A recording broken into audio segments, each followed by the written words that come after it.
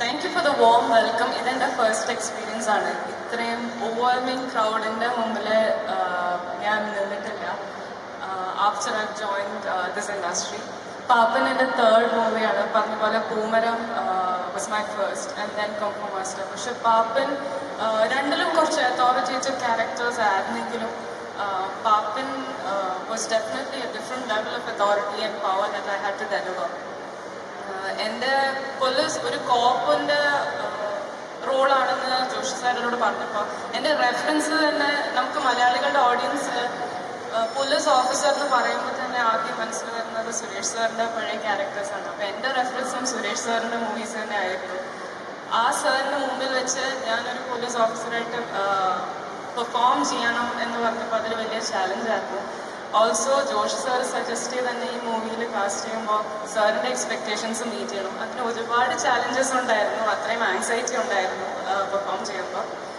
I hope സാറിനെ ഒന്നും ഞാൻ ഡിസപ്പോയിൻറ്റ് ചെയ്തിട്ടില്ല. എല്ലാവർക്കും ഇഷ്ടപ്പെടുമെന്ന് ഞാൻ വിശ്വസിക്കുന്നു. ഈ കൊറോണ വന്നപ്പോൾ ഞാൻ ചില താരങ്ങളെ ശ്രദ്ധിച്ചു. ഞാൻ അമ്മയുടെ ഒരു മെമ്പർ കൂടി ആയതുകൊണ്ട് ഓഫീസിൽ വരുന്ന ആൾക്കാർ ഓരോരുത്തരുണ്ട്. അതിൽ ലാലേട്ടൻ സാധാരണ ഓഫീസിൽ വരുമ്പോൾ സാനിറ്റൈസർ എങ്ങനെയാണ് ഉപയോഗിക്കുക എന്നുള്ളത് കാണിക്കാം. ഓക്കെ, ലാലേട്ടന്റെ ഫാൻസ് ഒന്നും ഇല്ല ഇവിടെ. അപ്പൊ ലാലേട്ടൻ സാധാരണ വരുമ്പോ നിങ്ങളൊരു പെൺകുട്ടി ആയിരിക്കാം, അവിടെ നിൽക്കുന്നൊരു ഇതാണ്, എനിക്ക് ഇത്തിരി സാനിറ്റൈസർ തന്നാൽ മതി. ഓക്കെ, തരൂ. ആ നടന്നു വരും ലാലേട്ടൻ.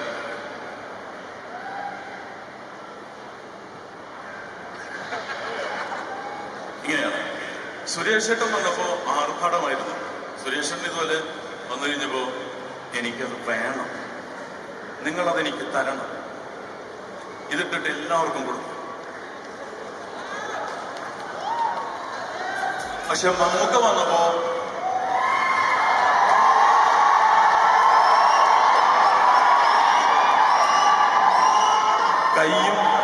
രണ്ട് കൈയും പോക്കറ്റിലായിരുന്നു. കൂളിംഗ് ഗ്ലാസ്, മാസ്ക് എല്ലാം വെച്ചിട്ടുണ്ട്. ആര് ചോദിച്ചാലും കൈ കൊടുക്കില്ല. കൈ ഒന്ന്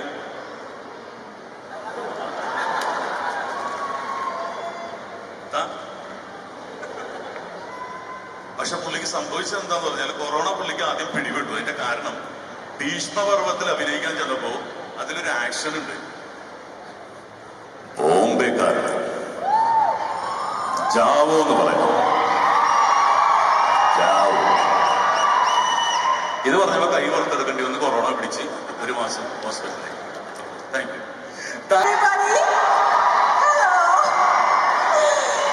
ഞാനൊരു 2 വർഷത്തിന് മുൻപ് ഇതുപോലെ കുറെ പ്രാവശ്യം ലുലുവിൽ ഷോപ്പിങ്ങിനൊക്കെ വന്നിട്ടുണ്ട്. പക്ഷെ ഇതുപോലെ ഒരു സ്റ്റേജിൽ കയറി നിങ്ങളുടെയൊക്കെ സ്നേഹം അറിഞ്ഞത് പൊറിഞ്ചു മറിയം ജോസ് എന്ന സിനിമയുടെ ട്രെയിലർ ലോഞ്ചിനാണ്. അന്ന് എൻ്റെ ജീവിതം മാറിയതാണ്. അതിനു മുമ്പ് ഞാൻ സിനിമയിലൊക്കെ അഭിനയിച്ചുവെങ്കിലും പൊറിഞ്ചു മറിയം ജോസാണ് എന്നെ സിനിമക്കാരുടെ ഇടയിൽ പോലും ഒരു വിലയൊക്കെ ഉണ്ടാക്കി തന്നത്. സോ അതിന് ജോഷി സാറിന് എല്ലാവിധ താങ്ക് യു. അന്ന് ഒരിക്കലും ആ സിനിമ ചെയ്യുന്ന സമയത്ത് ഞാൻ അറിയുന്നുണ്ടായിരുന്നില്ല. ഇപ്പോഴും ഞാനൊരു ഫോട്ടോ ഇട്ടാ എൻ്റെ താഴെ മറിയം എന്ന് വരുന്ന messages. So thanks to Joshi sir. And yes, അതിനുശേഷം വീണ്ടും ജോഷി സാറിന്റെ പോസ്റ്ററിൽ എൻ്റെ face. It's such a great moment for me. Paappan എന്ന സിനിമയുടെ ഒരു ഭാഗമാകാൻ പറ്റിയത് എനിക്ക് ഭയങ്കര വലിയൊരു സംഭവമാണ്. പിന്നെ എൻ്റെ പ്രിയപ്പെട്ട സുരേഷ് ഏട്ടൻ, എനിക്ക് സുരേഷ് ഏട്ടൻ ഒരുപാട് വർഷമായിട്ട് അറിയാം. ഞങ്ങൾ കുറേ ദുബായിൽ വണ്ടി കിടന്ന് കറങ്ങിയിട്ടുണ്ട്. ഈ ഗോകുലിൽ ഞാൻ ഡെസേർട്ടിൽ കൊണ്ട് ഡെസേർട്ട് ട്രാക്കൊക്കെ ചെയ്തിട്ടുണ്ട്. പക്ഷെ ആദ്യമായിട്ട് സുരേഷ് ഏട്ടൻ്റെ കൂടെ ഒരുപക്ഷെ എൻ്റെ ആദ്യത്തെ on screen romance is with Suresh ഏട്ടൻ. And I'm so happy I could do that, Suresh ഏട്ടാ. ഈ സിനിമ ഒരുപക്ഷെ പൊറിഞ്ചു മറിയം ജോസ് എനിക്ക് തന്ന ആ ഒരു സ്നേഹം ഈ സിനിമ നൽകാൻ പോകുന്നത് നീത പിള്ളയ്ക്കായിരിക്കും. ബിക്കോസ് ദിസ് ഫിലിം ഡെഫിനറ്റ്ലി കണ്ടിറങ്ങുന്നവരുടെ മനസ്സിൽ നീതയുടെ പെർഫോമൻസ് ഉണ്ടാവും. She is done a stellar performance in this movie. And അതുപോലെ ആശ ചേച്ചിയുടെ പെർഫോമൻസ് ആകട്ടെ, കനിഹ ആകട്ടെ, ചന്തു ആകട്ടെ, നമ്മുടെ ഗോകുലാകട്ടെ, ഈ പോസ്റ്ററിൽ വരാത്തതായിട്ടുള്ള ഒരുപക്ഷെ ആർട്ടിസ്റ്റിന്റെ പേര് വെക്കുകയാണെങ്കിൽ നിങ്ങൾ വീണ്ടും ഒരു 10 മിനിറ്റ് കൂടെ തിയേറ്ററിൽ ഇരിക്കേണ്ടി വരും. അത്രയും അധികം ആർട്ടിസ്റ്റ് കഴിഞ്ഞ ദിവസം ഞാൻ സിനിമയുടെ റിവ്യൂ കണ്ടപ്പോൾ every 5 minutes there is a new actor coming on screen. അത്രയും അധികം ആർട്ടിസ്റ്റ് എത്തിയിരിക്കുന്ന മികച്ച സൗണ്ട്, അത് നമ്മുടെ ജെയിംസ് ബിജോയ് ആണ് ഇത്തവണയും ജോഷി സാറിന്റെ പാപ്പന് വേണ്ടി മ്യൂസിക് ഒക്കെ ചെയ്തിരിക്കുന്നത്. Sounding is going to be amazing. And once again, Ajay has done brilliance with his camera in പാപ്പൻ. അപ്പൊ അങ്ങനെ നിങ്ങൾക്ക് ഒരു വിഷ്വൽ മാജിക്, ഒരു ഓഡിയോ വിഷ്വൽ എഫക്റ്റിനൊക്കെ എല്ലാവരും ഇന്ന് തുടങ്ങി 7ാം ദിവസം അടുത്ത വെള്ളിയാഴ്ച എല്ലാവരും തിയേറ്ററിൽ എത്തണം. ഒരാളും OTTക്ക് വേണ്ടി ഒന്ന് വെയിറ്റ് ചെയ്യരുത്. കാരണം പാപ്പൻ ഒരു തിയേറ്റർ മാജിക് ആണ്. തിയേറ്ററിൽ ഇരുന്ന് ഫാമിലിയോട് കൂടി കാണാൻ പറ്റുന്ന ഒരു ത്രില്ലറാണ്, ഒപ്പം ഒരു ഫാമിലി ഡ്രാമ കൂടിയാണ്. ഐ എം ഷുവർ ഇത്രയൊന്നും പറയേണ്ട ആവശ്യമില്ല. നിങ്ങൾ എല്ലാവരും ഓട്ടോമാറ്റിക്കായിട്ട് തിയേറ്ററിൽ എത്തും. എത്തിക്കഴിഞ്ഞിട്ട് നേരത്തിലുള്ള സിനിമകളിൽ തന്ന പോലുള്ള സ്നേഹം ഞങ്ങൾക്ക് എല്ലാവർക്കും തരണം. So once again thank you. ഒരു വെള്ളിയാഴ്ച ഞങ്ങൾക്ക് വേണ്ടി, ഞങ്ങളുടെ പാപ്പന് വേണ്ടി മാറ്റിവെച്ചതിന് എല്ലാവർക്കും once again a big thank you. ഒരു സിംഹത്തിന്റെ മടയിൽ കയറി എന്നൊക്കെ എല്ലാവരും കേട്ടിട്ടുണ്ടാവും. 2 സിംഹങ്ങളുടെ മടയിലായിരുന്നു ഞാൻ. I am seeing it on A positive not. ഞാൻ ഒരുപാട് ഇൻഹിബിഷൻസോടെയും ഒരുപാട് പേടിയോടെയാണ് ഞാൻ സെറ്റിലോട്ട് ചെന്നത്. പക്ഷെ എന്നെ അത്രത്തോളം കംഫർട്ടബിൾ ആക്കിയാണ് ഇൻഡസ്ട്രിയുടെ തന്നെ തലതൊട്ടപ്പനായ ജോഷി സാറും. ആക്ടേഴ്സിന്റെ ഗണത്തിൽപ്പെടുത്തുകയാണെങ്കിൽ എൻ്റെ അച്ഛനും ഒരു തലതൊട്ടപ്പൻ തന്നെയാണ്. അദ്ദേഹത്തിൻ്റെയും രണ്ടുപേരുടെയും ഒരുപാട് കോർപ്പറേഷൻ, എൻ്റെ കുറവുകളെല്ലാം നികത്താനായിട്ട് അവർ കോംപ്രമൈസ് ചെയ്തിട്ടുണ്ടോ എന്ന് എനിക്കറിയില്ല. എന്നാൽ പോലും ഞാൻ കഴിവതും അവരെ ഡിസപ്പോയിന്റ് ചെയ്യാതെ പെർഫോം ചെയ്യാൻ ശ്രമിച്ചിട്ടുണ്ട്. ഓഡിയൻസിനെ ഡിസപ്പോയിന്റ് ചെയ്യരുതെന്നുള്ള ഒരുപാട് ആഗ്രഹത്തോടെ ഞാൻ വർക്ക് ചെയ്യുന്നത്. ഞാൻ ആക്ച്വലി കുറച്ച് ഷിവർ ചെയ്യുന്നുണ്ട്. എനിക്ക് ഭയങ്കര പേടിയാണ് ഇത്ര വലിയ ക്രൗഡൊക്കെ. അതുകൊണ്ടാണ് നൈല ചേച്ചി എനിക്ക് കൂട്ടുവന്ന്.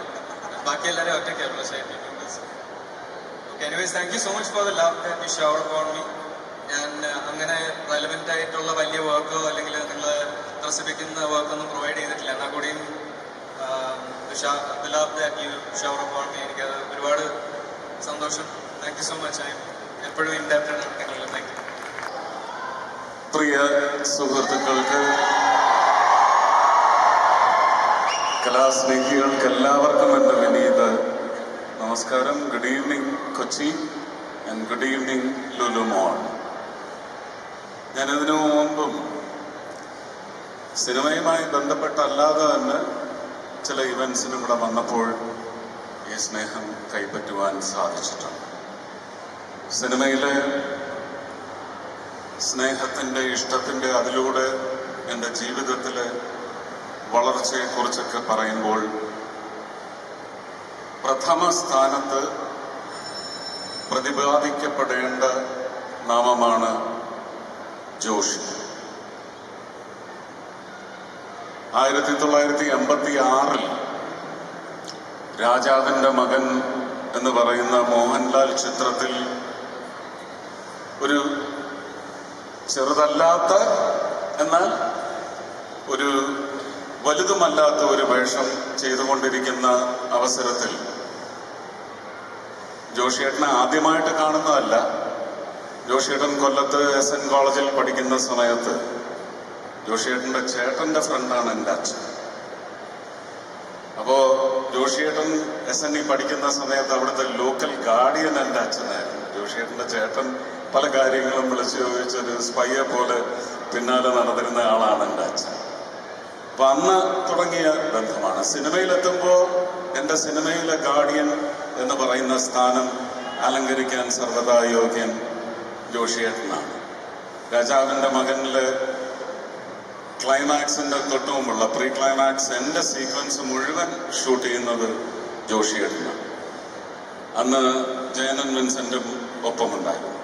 പാപ്പനിലേക്ക് എത്തുന്നതിന് മുമ്പ് ധ്രുവം എന്ന് പറയുന്ന 92 എൻ്റെ ജീവിതത്തിലെ ഏറ്റവും മോശപ്പെട്ട അവസ്ഥയിൽ ധ്രുവത്തിൽ ജോസ് നരിമാൻ എന്ന് പറയുന്ന കഥാപാത്രത്തെ അവതരിപ്പിച്ചത് ശ്രീ ജോഷിയാണ്. ആ അവതരണം കണ്ടിട്ടാണ് സത്യത്തിൽ എനിക്ക് ഏകലവ്യൻ എന്ന് പറയുന്ന സിനിമ ഷാജി കൈലാസും റഞ്ജി പണിക്കരും എന്നെ വെച്ച് ചെയ്യുവാൻ തീരുമാനിക്കും. അപ്പൊ എൻ്റെ ഒരു ഇൻഡസ്ട്രിയിലെ ഒരു നടൻ എന്ന നിലയ്ക്കുള്ള ഒരു ഫുട് ഹോൾഡ് എന്ന് പറയുന്നത് സ്ട്രോങ് ആക്കുന്നത് പല ഘട്ടങ്ങളിൽ ജോഷിയേട്ടൻ അതിൻ്റെ ഒരു വെന്നിക്കൊടി പാറിക്കുന്നതിന് വേണ്ടി എൻ്റെ തലതൊട്ടപ്പനായിട്ട് എൻ്റെ സിനിമാ ജീവിതത്തിൽ തൊട്ട് മുകളിൽ അനുഗ്രഹം മാത്രം ഓതിക്കൊണ്ട് കൈപിടിച്ച് നിന്നിട്ടുണ്ട്. ഒരു നീണ്ട ഇടവേളയ്ക്ക് ശേഷം പല ചിത്രങ്ങളും സിനിമകളും ചെയ്യുവാനുള്ള തീരുമാനമെടുത്തതിന് ശേഷം തീർത്ത് റിലീസായ വരനെ ആവശ്യമുണ്ട്, അതിനുശേഷം കാവൽ കഴിഞ്ഞ് വരുന്ന ചിത്രം പാപ്പൻ, ഒരു പുതിയ നടനെ അവതരിപ്പിക്കുന്ന അത്രയും ഉത്തരവാദിത്വത്തോടെ ജോഷിയേട്ടൻ എന്നെ അവതരിപ്പിക്കുകയാണെന്നാണ് ഞാൻ ഈ വേദിയിൽ നിന്ന് അവകാശപ്പെടുന്നത്. ഒരുപാട് സാധ്യതകളുള്ള ഒരു കഥാപാത്രത്തെ ഒരുപക്ഷെ എന്നോട് ഇതിൻ്റെ കഥ വന്ന് പറയുന്ന സമയത്ത് ഞാൻ അദ്ദേഹത്തെ വിളിച്ച് സംസാരിക്കുമ്പോൾ എൻ്റെ കാതുകളിൽ മാത്രം മുഴങ്ങിയ, ഫോണിലൂടെ മുഴങ്ങിയ ചില ഉപദേശങ്ങളുണ്ടായിരുന്നു.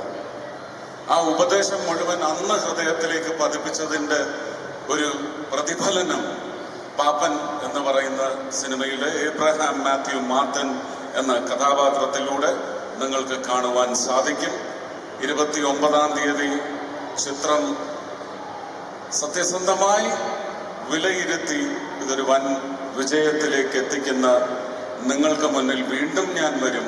അന്ന് അദ്ദേഹം എന്താണ് എന്നോട് പറഞ്ഞത്, അത് ഏത് തരത്തിലാണ് എന്നെ ഒരു നടനെന്ന നിലയ്ക്ക് സ്വാധീനിച്ചത്, ഞാൻ ഈ സമർപ്പണം ആർക്കാണ് നടത്തുന്നതെന്നൊക്കെ ഉള്ളത് ഞാൻ ആ ഒരു മൊമെന്റിൽ പറയുവാൻ വേണ്ടി കാത്തിരിക്കുകയാണ്. അങ്ങനെ ഒരു അനുഗ്രഹീത മുഹൂർത്തം ഉണ്ടാവണമെന്ന് മാത്രമാണ് ഈ വേദിയിൽ നിന്നുകൊണ്ട് ഞാൻ പ്രാർത്ഥിക്കുന്നത്. ഈ ചിത്രത്തിൽ ഏതാണ്ട് എനിക്ക് തോന്നുന്നത് വിമൻ എംപവർമെന്റ് എന്ന് പറയുന്നതിനേക്കാൾ പ്രസക്തി സാധാരണ ആക്ഷൻ ത്രില്ലേഴ്സിൽ ഇല്ലാത്ത ഒരു സ്ഥാനം ഇതിലെ സ്ത്രീ കഥാപാത്രങ്ങൾക്ക് നൽകിയിട്ടുണ്ട്. അങ്ങനെ സ്ത്രീ കഥാപാത്രങ്ങൾക്ക് ഇങ്ങനെ ഒരു ത്രില്ലർ സിനിമയിൽ ഒരു ഉന്നതമായ ടേക്ക് ദ ലീഡ് എന്ന് പറയുന്ന തരത്തിലുള്ള ഒരു അവകാശം പതിച്ച് നൽകുന്ന ജോഷി ചിത്രം കൂടിയാണ് പാപ്പൻ. ഏതാണ്ട് 19 വനിതകളാണ് ഈ സിനിമയിൽ അഭിനയിക്കുന്നത്. അതിൽ ആണുങ്ങളുടെ പടയൊരുക്കത്തിൽ രാഹുൽ മാധവ് തുടങ്ങി ഇവിടെ വന്നിട്ടുള്ള താരങ്ങളടക്കം, ഗോകുലടക്കമുള്ള പല ആൺ താരങ്ങളുടെയും പുരുഷ താരങ്ങളുടെയും പേര് എനിക്കിവിടെ എക്സ്പോസ് ചെയ്യാനുള്ള ലിബർട്ടി, കഥയിലുള്ള ചില നിഗൂഢതകൾ പുറത്താവാൻ പാടില്ല എന്നുള്ളത് കൊണ്ട് തന്നെ എനിക്ക് ആ താരങ്ങളുടെ പേര് പറയുവാൻ സാധിക്കുന്നില്ല. എങ്കിലും സാദിക അടക്കം, മാളവിക അടക്കം, ഡയന ഹമീദ് അടക്കം നിത പിള്ളയിലേക്ക് എത്തുമ്പോൾ ഒരുപക്ഷെ ഈ സിനിമയിൽ നിങ്ങൾക്ക് ഒരു ലേഡി സുരേഷ് ഗോപിയെ സമ്മാനിക്കാൻ പോകുന്നത് നീത പിള്ളയായിരിക്കും. ഇതിൽ എൻ്റെ പോലീസ് കർത്തവ്യം എന്ന് പറയുന്നത് പൂർണ്ണമായിട്ട് ഏറ്റെടുത്തിരിക്കുന്നത് നീത പിള്ള അവതരിപ്പിക്കുന്ന വിൻസി ഏബ്രഹാം മാർട്ടിൻ IPS. ഈ സിനിമയിലെ ഒരു ഡയലോഗ് വിൻസിയോട് പറഞ്ഞുകൊണ്ട് ഞാൻ എൻ്റെ ഈ വർത്തമാനം അവസാനിപ്പിക്കുകയാണ്. ഞാൻ നേരത്തെ സൂചിപ്പിച്ച ആ ഒരു അനുഗ്രഹീത മുഹൂർത്തം ഉണ്ടാവുകയാണെങ്കിൽ തീർച്ചയായിട്ടും നമുക്ക് വീണ്ടും കണ്ടുമുട്ടാം. കേരളത്തിലെ 455 പോലീസ് സ്റ്റേഷനിലെ 49,000 പോലീസുകാരും ഒരുമിച്ച് വന്നാലും ഏബ്രഹാം മാത്യു മാർട്ടിന് നിന്നെ പേടിയില്ല, നിന്റെ പോലീസിനെ പേടിയില്ല. Thank you. ഞാൻ സത്യത്തിൽ ഗോകുൽ ഒരു നടനെന്ന നിലയ്ക്ക് എന്നോടൊപ്പം അഭിനയിക്കാൻ വന്നിരിക്കുന്നു എന്നുള്ള ഒരു പരിഗണന മാത്രമേ നൽകിയിട്ടുള്ളൂ. പിന്നെ മൊത്തത്തിൽ എല്ലാ നാട്ടുകാരോടും പറഞ്ഞു വെച്ചിരിക്കുന്നത് എനിക്ക് അച്ഛനോടൊരു റെസ്പെക്ട്ഫുൾ ഡിസ്റ്റൻസ് ആണ്, എനിക്ക് ഭയങ്കര പേടിയാണ് എന്നൊക്കെ പറഞ്ഞു വെച്ചിരിപ്പിക്കുന്നത് കൊണ്ട് ഞാനങ്ങ് തീരുമാനിച്ചു ആ ലൊക്കേഷനിൽ കാണുന്ന നാട്ടുകാരുടെ എങ്കിലും മുന്നിൽ ഞാൻ അവൻ അടുത്തെങ്ങും എത്തരുത് എന്ന് പറയുന്ന ഒരു തീരുമാനം എനിക്കുണ്ടായിരുന്നു. വളരെ ഇൻഡിപെൻഡൻ്റ് ആയിട്ട് ഒരു പെർഫോമറായിട്ടാണ് അവിടെ നിന്ന് ഗോകുൽ ഈ സിനിമയിൽ അവൻ്റെ ഭാഗം കൃത്യമായി ചെയ്തിട്ടുള്ളത്. ജോഷിയേട്ടനൊക്കെ കുറച്ച് കരുണ കൂടുതൽ കാണിച്ചോ എന്നെനിക്ക് സംശയമുണ്ട്. പലപ്പോഴും അസൂയയും തോന്നിയിട്ടുണ്ട്. ഞാനൊക്കെ ആരംഭകാലത്ത് ജോഷിയേട്ടൻ്റെ സിനിമയിൽ അഭിനയിക്കുമ്പോൾ ഫയർ ചെയ്ത് ഇല്ലാതാക്കി ഞാൻ സെറ്റിൽ നിന്നൊക്കെ ഇറങ്ങി ഓടിയിട്ടുണ്ട് ഡൽഹിയിൽ വെച്ച്, ഡയലോഗ് മുറിഞ്ഞു പോകുന്നതിനും ടേക്സ് കൂടുന്നതിനുമൊക്കെ. പക്ഷെ ആ ഒരു എന്താണ് ഒരു ശാഠ്യക്കാരനെ ഞാൻ ഗോകുലിന്റെ മുന്നിൽ കണ്ടില്ല.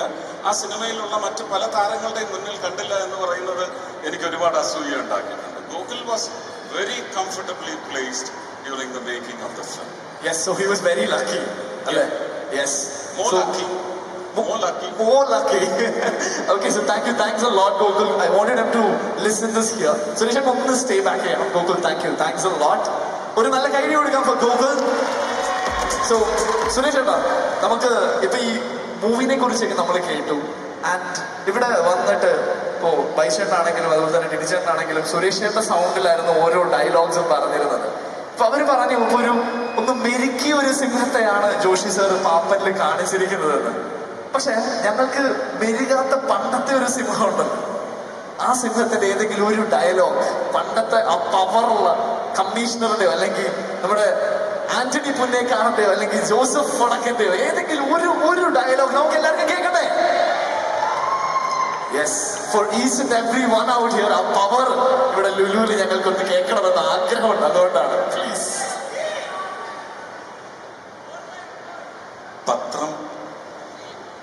പത്രം ഞാൻ ഒന്ന് ഓർത്തെടുക്കാൻ ശ്രമിക്കണം. കുറച്ച് നാളായിട്ട് ഇതൊന്നും പറയാത്തത് കൊണ്ടുള്ള ഒരു പ്രശ്നമുണ്ട്.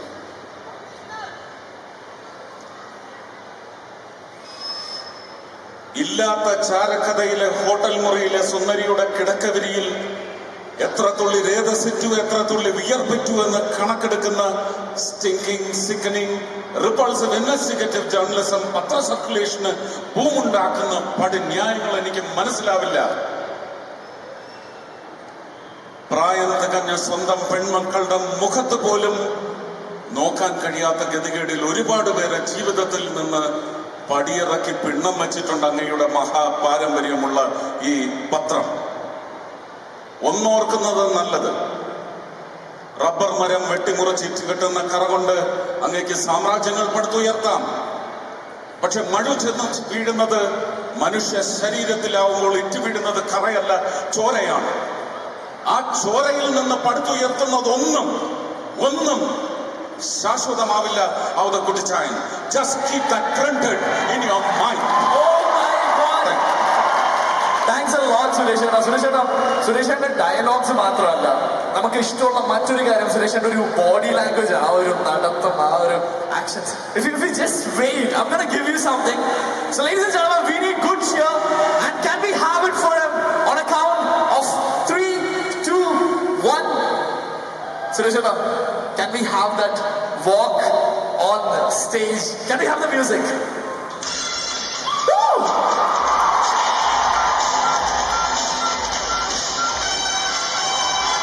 Come on, ladies and gentlemen!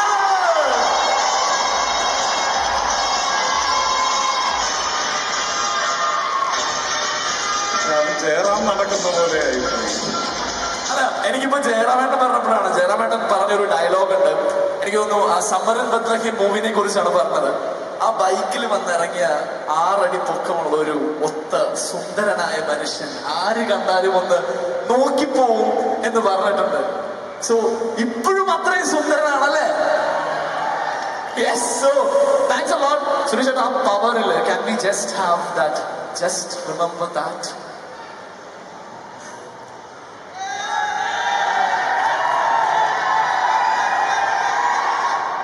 Mohan തോമസിന്റെ ഉച്ഛിഷ്ടവും അമേദ്യവും കൂട്ടിച്ചേർച്ച് 4 നേരം വെട്ടുപിഴുങ്ങി ഏമ്പക്കവും വിട്ട് ആസനത്തിൽ വാലും ചുരുട്ടി വെച്ച് അവന്റെ കാൽ ചുവട്ടിൽ കിടക്കുന്ന നിന്നെ പോലുള്ള പരമ നാറികൾക്ക് ആ പേര് ചേരൂ. എനിക്ക് ചേരില്ല. ഓർത്തോ, I am Bharath Chandran. Just remember that.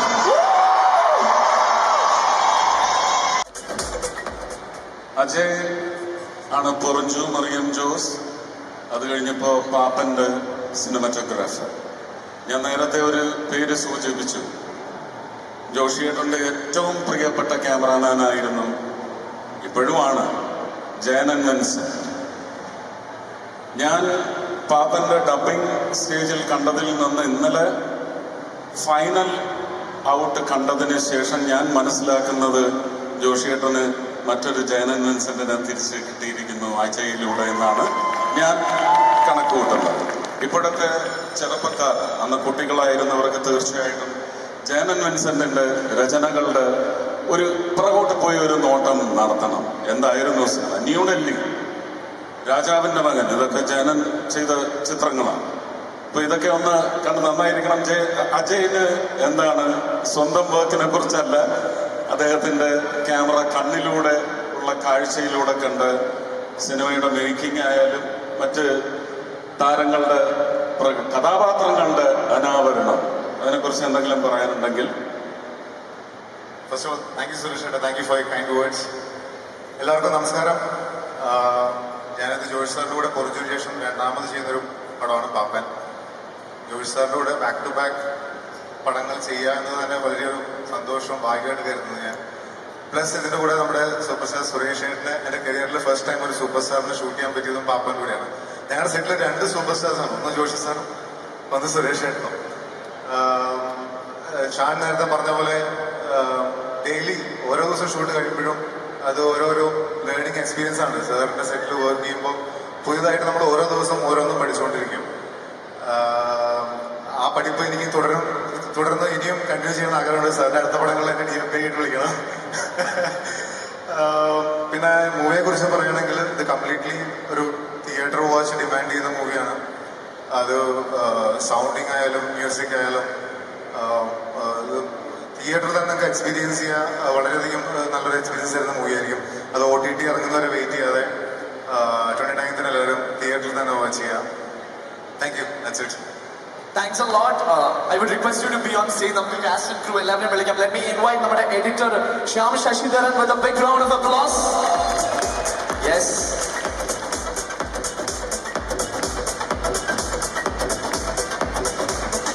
And now let me invite നമ്മുടെ DI colorist. We have Liju Prabhakaran. So let's invite Liju ചേട്ടനെ നമുക്ക് വേദിയിലേക്ക് സ്വാഗതം ചെയ്യാം.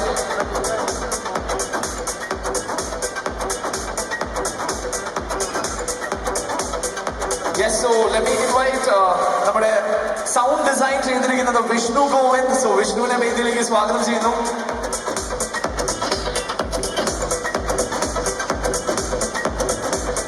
Costume designer Praveen. ഒരു നല്ല കൈഡി കൊടുക്കാം for mister Praveen Varma. And നമ്മുടെ മേക്കപ്പ് ചെയ്തിരിക്കുന്നത് we have Ronik Xavier. Chief Associate Director, let me invite Sivi Jose Chalasheri.